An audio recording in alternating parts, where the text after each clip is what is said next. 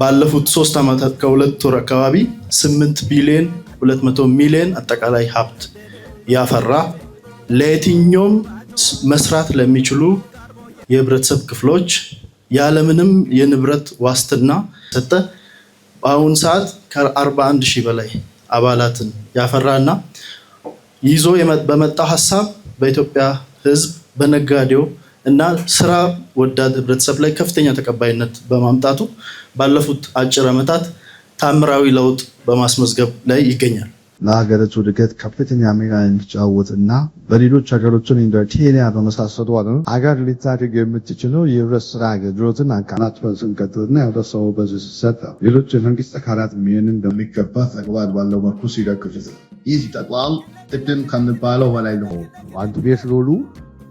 ስለዚህ በዞናችን ብቻም አይደለም በክልላችን ትልቅ ስራ ሊሰራ የሚችል አንድ አንቀሳቃሽ የኢኮኖሚ ሞተር ነው ብለን ነው የምንወስደው።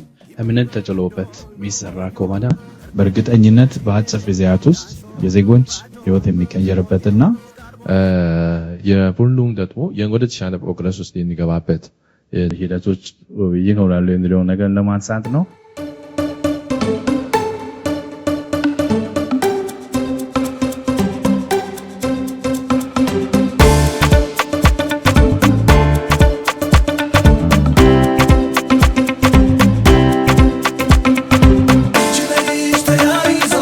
በህብረት ባንድነት የቆምን